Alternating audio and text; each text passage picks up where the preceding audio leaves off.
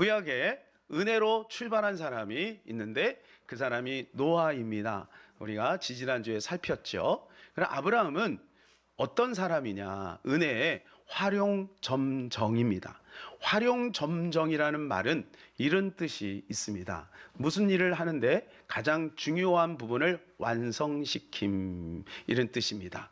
어떤 그림을 예를 들어서 그린다고 하면 어떤 부분이 빠지면 그림이 완성되지 않는데 마지막 순간에 그 그림을 딱 채워놓으니까 그 그림이 이쁘게 완성되는 것, 이것을 활용점정이라고 합니다.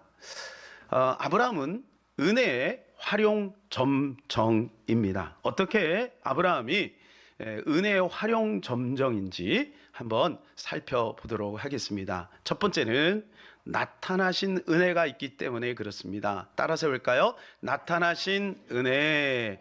하나님이 나타나신 거죠. 1절을 우리 같이 읽겠습니다. 이후에 여호와의 말씀이 환상 중에 아브라함에게 임하여 이르시되 아브라함아 두려워하지 말라. 나는 내 방패요 너의 지극히 큰 상급이니라.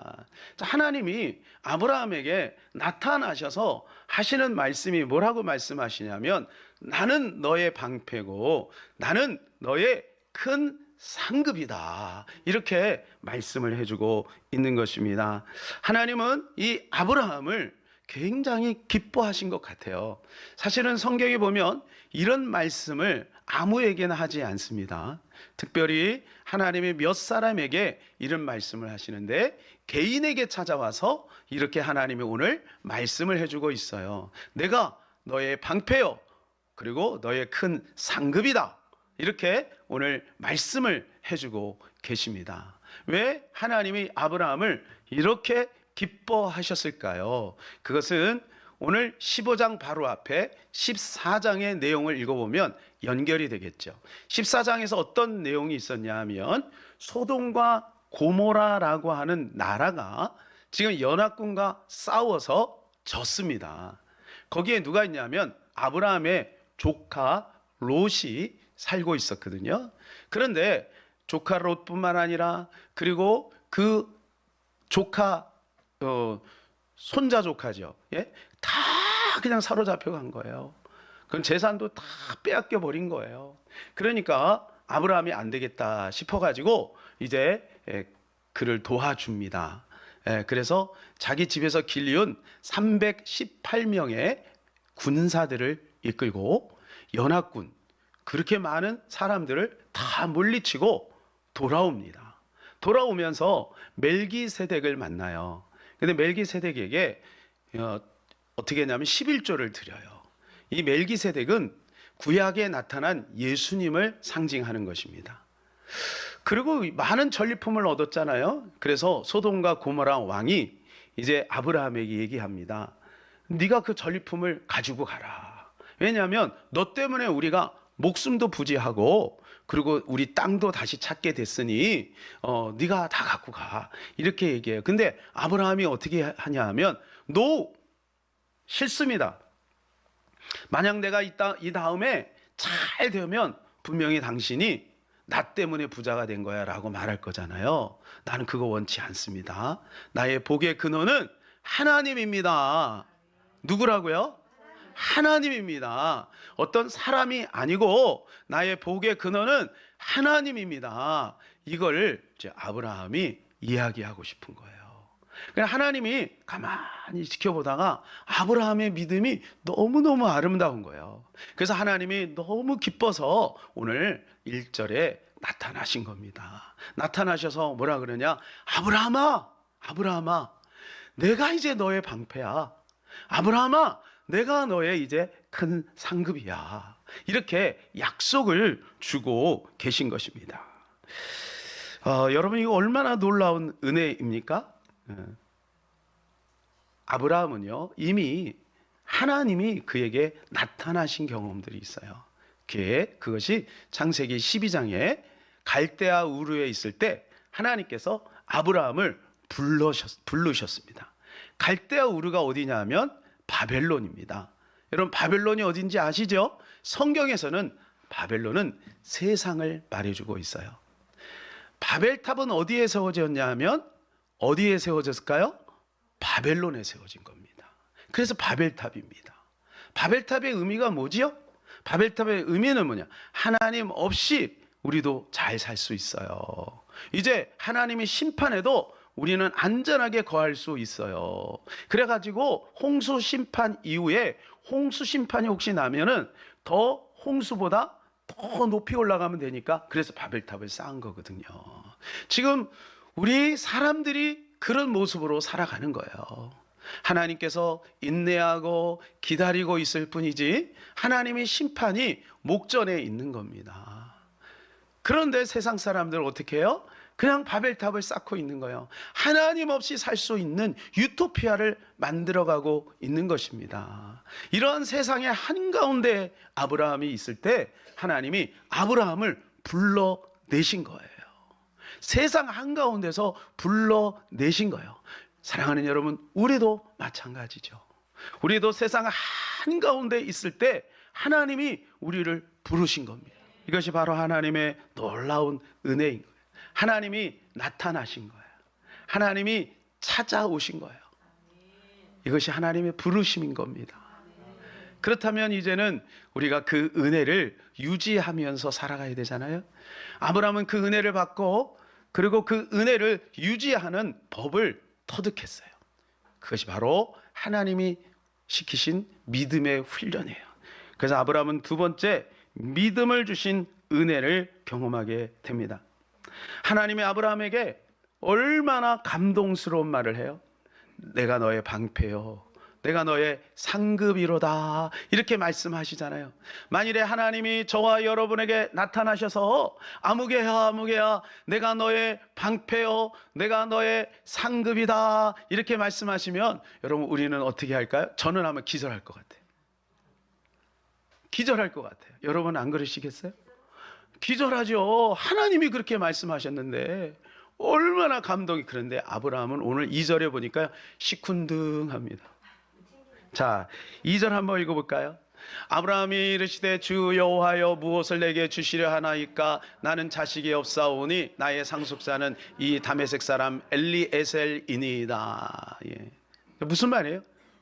그런 거 말고요. 뭐 그냥 뭐 이렇게 뭐 방패다 뭐 그런 거 말고요. 좀 실제적인 거, 좀 뭐니 해도 뭐 그런 거 있잖아요. 확실한 거, 그런 걸 좀 주셔야죠. 지금 내가 필요한 게 뭔지 아시잖아요. 나에게 뭘 주려고 그러는 거예요. 그런 걸 주셔야지요. 사랑하는 여러분, 우리도 가끔 그런 생각이 들 때가 있어요. 하나님이 여러분을 사랑하십니다. 겉으로는 아멘 하는 속으로 그런 거 말고 확실한 거. 안산의 빛나교회의 유재명 목사님이라고 있습니다. 유재명 목사님이 지금 교회가 이제 제법 큰 교회가 되었습니다만은 개척 초기에 얼마나 힘들어요. 그러니까 아들이 밖에만 나갔다 오면 투덜거리는 거예요. 내 친구의 집은 화장실도 2개나 돼. 방도 막 3개가 되고 4개가 돼. 자동차도 몇 대나 있어. 근데 아빠 우리는 이거 뭐야? 아빠 우리는 뭐야? 매일 이렇게 불평하는 거예요. 그래서 아빠가 뭐 설득을 하는 거예요. 야, 그래도 우리는 예수님이 계시잖아. 우리는 하나님 은혜 속에 살잖아. 그랬더니 그 아들이 뭐라 그러냐? 그런 거 말고 좀 구체적인 거. 아브라함도 그런 모양이에요. 그런 거 말고요. 뭘 주려고 그래 하나님? 나는 지금 무자하잖아요. 자식이 없잖아요. 내가 원하는 게 그거밖에 없잖아요. 그러니까 나는 그냥 엘리에셀, 그냥 이 종이나 내 아들로 삼아서 그렇게 그냥 살겠어요. 이런 식으로 지금 투덜거리고 있는 거예요. 서운한 마음이 있는 거죠. 그랬더니 하나님께서 그에게 이렇게 말씀합니다. 4절 5절 제가 읽어드릴게요. 여호와의 말씀이 그에게 임하여 이르시되 그 사람이 내 상속자가 아니라 내 몸에서 날 자가 내 상속자가 되리라 하시고 그를 이끌고 밖으로 나가 이르시되 하늘을 우러러 무뼈를 셀 수 있나 보라. 또 그에게 이르시되 내 자손이 이와 같으리라. 하나님이 뭐라고? 야 아브라함, 그게 아니야. 때가 되면 내가 너에게 아들을 줄 거야. 그런데 너에게 믿음이 필요해. 그래서 아브라함을 데리고 밖으로 나가는 거예요. 그래서 하늘을 보게 하는 거예요. 하늘에 뭐가 있어요? 밤에 별이 있잖아요. 야, 아브라함아, 별이 보이지? 네 후손이 별처럼 많아질 거야. 아브라함은 순간 당황했을 거야. 아, 지금 나는 자식이 한 명도 없는데, 나이도 지금 들어서 소망도 없는데, 어휴, 무슨 이 별처럼 이렇게 많아진단 말이야? 그런데요, 보세요. 아브라함이 그걸 믿었어요. 그래서 6절에 이렇게 말합니다. 6절, 아브라함이 여호와를 믿으니 여호와께서 이를 그의 의로 여기시고. 예, 아브라함이 여호와를 믿었대요. 자, 무슨 말이에요? 아, 때가 되면 아들을 주시겠구나, 이걸 믿은 거예요. 사랑하는 여러분, 오늘 하나님이 여러분에게 지금 당장은 주지 않아도 때가 되면 주실 것을 믿으시기를 바랍니다. 아브라함은 그것을 믿었더니 그것이 그의 의로 하나님이 여기셨다라고 말해요. 그런데요, 이 아브라함의 이 믿음은 온전치 않은 믿음이에요. 왜냐하면 16장에 딱 가게 되면 그가 사라가 딱 들여보낸 몸종 하갈 사이에서 이스마엘을 낳아버렸어요. 그러니까 하나님 말씀을 온전히 믿지 못한 거죠. 그러나 아브라함은 자기가 실수하고 넘어졌을지라도 포기하지 않고 이 믿음의 훈련을 지속적으로 하는 것을 보게 돼요. 사랑하는 여러분, 여러분 스스로 이렇게 생각하는 분들이 있을까요? 나는 왜 이렇게 믿음이 이 모양이야? 나는 이렇게 믿음이 성장하질 않아? 나 믿음은 왜 이렇게 약하지? 이런 생각을 하시는 분들이 혹시 있을 수 있겠어요. 그때요, 여러분 실망하지 마세요. 아브라함도 넘어졌잖아요. 그러니까 실망하지 마시고 단지 포기하지는 마세요. 내가 이 믿음의 훈련을 내가 완성하는 그날까지 포기하지 마세요. 끝까지 가세요. 그럼 분명히 하나님께서 아브라함 믿음의 조상으로 세운 것처럼 저와 여러분에게도 믿음의 도장을 하나님 확실하게 찍어 주실 줄로 믿습니다. 처음부터 하늘에서 막 믿음이 뚝 떨어지면 얼마죠? 우리 어르신들, 그죠? 처음부터 하늘에서 믿음이 뚝 떨어져 갖고 기도만 하면 막 응답이 되고 질병이 막 치료되고 갑자기 막, 그죠? 슈퍼우먼처럼 힘이 나고 막 이러면 너무 좋겠죠. 근데 아브라함도 실수를 한 거예요. 그런데 이 믿음의 훈련을 계속해서 연마하다 보니까 나중에는요, 모든 삶 속에 믿음을 적용할 수 있는 힘이 생긴 거죠. 아브라함의 이 믿음을 먼 훗날 로마서에서는 이렇게 평가하고 있습니다. 로마서 4장 18절, 아브라함이 바랄 수 없는 중에 바라고 믿었으니 이는 내 후손이 이같으리라 하신 말씀대로 많은 민족의 조상이 되게 하려 하심이라. 아브라함의 믿음이 인정된 거죠. 사랑하는 여러분, 오늘 우리가 하나님의 은혜를 받은 자로서 이 믿음의 훈련을 잘 통과해서 이 은혜를 잘 유지함으로 나중에 하나님 앞에 이 믿음을 인정받는 저와 여러분 되시기를 주님의 이름으로 축복합니다. 세 번째로는 약속을 주신 은혜입니다. 뭐를 주셨어요? 약속을 주셨어요. 하나님은 약속을 주신 거예요. 아브라함에게 뭐라고 말씀하시냐면, 아브라함아, 내가 내 후손을 이 땅으로 돌아오게 할 거야. 그래서 이 가나안 땅을 너의 후손에게 줄 거야, 이렇게 약속하세요. 그런데 아브라함이, 하나님, 그러면요 좀 구체적인 증거를 줘. 좋아, 내가 너한테 이렇게 요구하마. 그러면서 이렇게 말씀해요. 숫소와 순염소와 그리고 암양과 산비둘기와 집비둘기를 가지고 와라. 아브라함은 직감했어요. 하나님이 지금 나하고 계약을 하려나 보다. 왜냐하면요, 고대 근동 지방에는요, 쌍방간에 계약을 할 때는 어떻게 하냐면 짐승을 잡아서 짐승을 둘로 쪼개고 그리고 두 사람이 그쪽으로 지나가는 거예요. 그리고 사람들이 그걸 다 보죠. 그러면 서로 계약이 이루어진 거예요. 그때는 종이 문화가 아니니까요. 그렇게 해서 계약이 성사가 되면 반드시 그 계약을 지켜야 돼요. 쉽게 말해서 이겁니다. 신이 인간과 계약하는 거예요. 신이 인간과 어떻게 계약해요? 아브라함은요, 충격을 받았을 거예요. 하나님이 지금 나하고 계약을 하다니. 그러면 이거 확실한 거잖아. 아브라함은 그때부터 믿음을 증진시켰던 것입니다.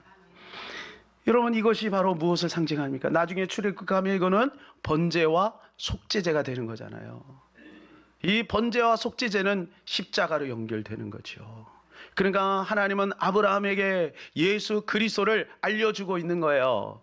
창세기 22장에 모리아산에 독자 이삭을 바치라라고 말씀하시죠. 그것도 번제로 드리라고 합니다. 그러나 하나님은 아브라함이 피할 길을 주셨어요. 그러나 우리 하나님은 독생자 예수 그리스도를 실제로 번제로 드렸어요. 십자가에 못 박혀 죽게 하신 거예요. 바로 아브라함을 통해서 예수 그리스도를 소개하고 있는 것입니다. 사랑하는 여러분, 오늘 하나님과의 계약 속에 반드시 들어가야 되는 조건이 있습니다. 그 조건이 바로 무엇이냐? 우리 주 예수 그리스도의 이름인 줄로 믿습니다. 내가 그 길이요 진리요 생명이니 나로 말미암지 않고는 아버지께로 올 자가 없다라고 말씀합니다. 그래서 그 예수 그리스도를 통해서만 우리가 하나님을 만날 수가 있는 것입니다. 이 시간에도 우리가 주 예수 그리스도의 은혜로 말미암아 이 자리에 있는 거예요. 예수님의 은혜가 아니면 율법에 의해서 우리는 다 죽을 수밖에 없는 죄인 아니겠습니까? 그러나 주님이 십자가에 못 박혀 죽으심으로 말미암아 그의 긍휼과 그의 자비와 그의 용서와 그의 사랑으로 말미암아 우리는 하나님 아버지 앞에 나아갈 수 있는 은혜가 주어진 것입니다. 그것이 바로 약속이요, 그것이 바로 계약인 것입니다. 여러분, 리빙스턴을 기억하십니까? 아프리카의 선교사로서 그곳에서 이제 목숨을 잃으신 분이죠. 16년 동안 아프리카 선교사의 일을 하고 잠깐 조국 영국에 머물게 된 일이 있었습니다. 그리고 대학에서 명예 박사 학위를 이제 받게 되었는데, 그때 학생들이 명예 박사 학위를 받는 사람들에게 막 야유를 보냈어요. 아마 학교에서 어떤 정책상 그렇게 할 수밖에 없는데 학생들이 볼 때는 그게 못마땅했나 봐요. 근데 리빙스턴이 그 자리에 쓸 때는 사람들이 존경의 표정으로, 학생들이 존경의 표정으로 리빙스턴을 바라봤다고 합니다. 왜냐하면 그의 병약한 모습 때문에 그래요. 그는 지금 심한 열병과 풍토병으로 인해서 고생을 해서 온 몸이 망가져 있습니다. 팔 한 짝은 사자에게 습격을 받아 찢어져 상처로 인해 간신히 어깨에 매달린 모습을 가지고 있어요. 오랫동안 아프리카에서 그 불모지에서 선교를 했던 그 모습을 보면서 그 학생들은 이 리빙스턴을 존경할 수밖에 없었어요. 사회자가 그를 강단에 모시면서 이렇게 얘기했어요. 리빙스턴 선교사님은 앞으로 다시 아프리카로 가시게 될 것입니다. 그때 이 리빙스턴이 그 단에 서서 학생들에게 이러한 말씀을 했어요. 내가 영국을 떠날 때, 그리고 아프리카의 밀림에서 일할 때 나를 한결같이 지켜준 성경 말씀이 있습니다.